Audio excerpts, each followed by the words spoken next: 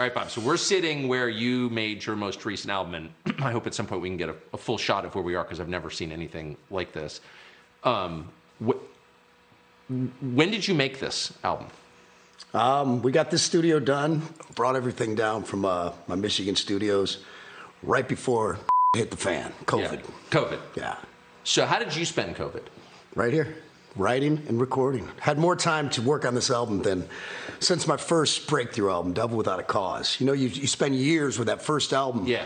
And then from there, it's just a rat race of getting more records out when you hit a lick and you're successful. And this record, having a couple years just to fine tune every lyric and every note and leave some stuff raw and that feel like that and see what works, what doesn't, to keep going back to the drawing board was just, you know, a luxury that I haven't been afforded in a long time. And, you know, you say it every album, everyone does, this is my best album. Yeah, of course. Sell, but, you know, it really is, you know, I in my heart, I know it's one of my best efforts in a long time. So definitely since Rock and Roll Jesus. You've been doing this 30 years, but you still bring intensity to it. Like, how often do you come here?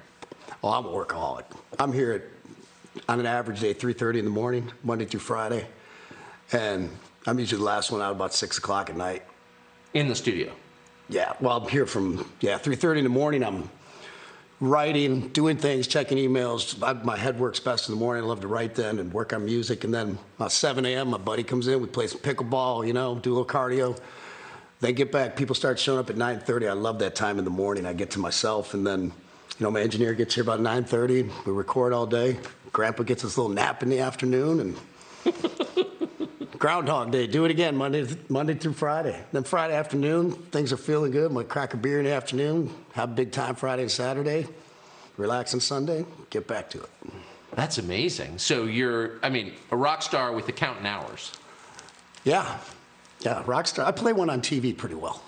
That's just interesting now. So there's like a lot of discipline around it. Yeah, this doesn't happen without discipline. You know, people only see the wild side usually and the party side and hopefully some of the, you know, charitable things and things I've done through the years. There's both sides out there, but at the end of the day, I work my ass off. And that's when people ask me for advice, I'm like, I work harder than you. That's what happened. So what was the idea behind this album? It kind of came together at the end by calling it Bad Reputation, you know, for a real good time. It was like, pretty much sums me up. You know, it's everything. I just wanted to go back a little bit to my roots of the hard rock and hard rap, you know, heavier stuff, but I also wanted to throw in the tinges of, you know, Southern rock and country music and soul music and, of course, rock and roll, all which I love, you know, so much and have really honed my craft over the years to, you know, not just be fluent in one, but, you know, touch on them all at you know, what my family and friends and fans feel like I do at a pretty good level. So if there was, I mean, a message behind the album, what would it be? To my fans, I love you dearly. To you critics, haters, and trolls, go yourself. That's pretty clear in the album, isn't it? Like, you're not kind of hiding that message, are you? I have the things I do is like, you know, to solidify my fans, and like I'll say a lot in this interview, my friends, family, and fans. That's really all that matters to me. But I love the trolls and the haters and the critics who've been trying to, you know, knock me down for 20, 30 years. And I'm still standing, still operating at the highest of levels. And so sometimes I do things purposefully just to kind of be a wise ass or look like a little bit of a just because my fans will get the tongue in cheek and the fun it, and the people that hate me will just go, God damn it. It'll just piss them off more. So why haven't you been canceled? Like, people aren't allowed to say what they think. You are. I am uncancelable. Why's that? Because I don't give a And I'm not in bed with any big corporate things at the end of the day. There's nobody I'm beholden to, no record companies, no corporate interests, no nothing. And you can't cancel me. I love it when they try. I'm like, yeah, let's have some fun. Why aren't there more artists like that?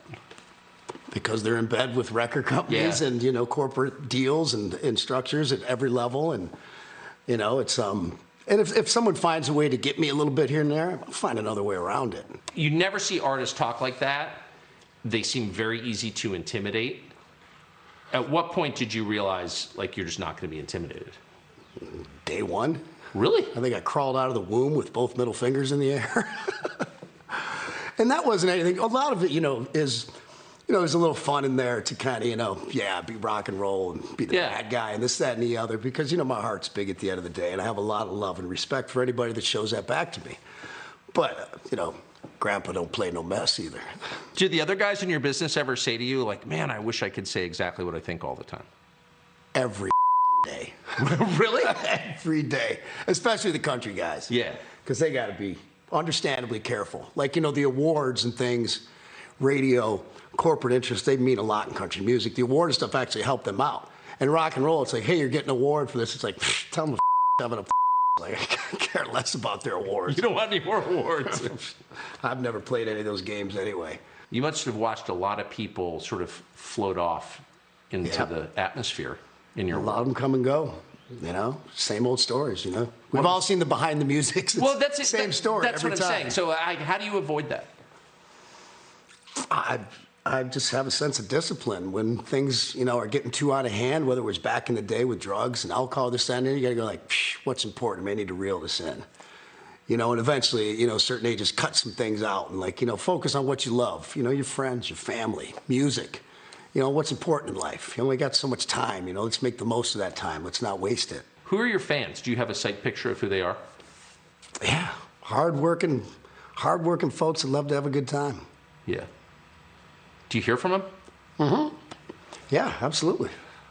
You can't not hear from people these days. That's a really good point. You can try and tune it out. It doesn't happen. So do you feel like you've got a pretty good sense of what they think? Mm-hmm. Yeah, they seem to think a lot of the things I do. Not everything. Nobody's views align. Right. And I'm not opposed to anybody's opposing views. Of got a lot of friends, that we're still friends who are left and a little farther than that on some things. I love getting together with them and cutting it up. Having a couple beers and talking about things and hearing both sides. I think that's important. So you're going on tour. Where are you going? A lot of Midwest and South, a little East Coast, and some select dates on the West Coast. America. I don't go outside. I don't show a passport too much. You don't? Why? You've been all around the world. You don't? I just have no interest.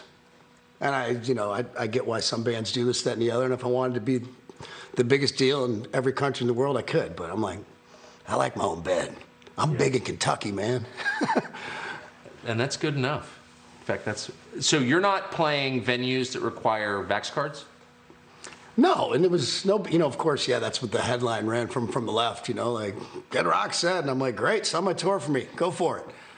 And there was going to be no Vax cards by the time we toured anyway. It was common knowledge. Anybody with half a brain knew that. Yeah. So, the only place we decided not to play was Buffalo, New York, because New York looked like it probably could have something in place, where you have to wear a mask or show a card or whatever. And I was like, no, I'm not, no. Why? Because it's stupid. Hey, Sean Hannity here. Hey, click here to subscribe to Fox News YouTube page and catch our hottest interviews and most compelling analysis. You will not get it anywhere else.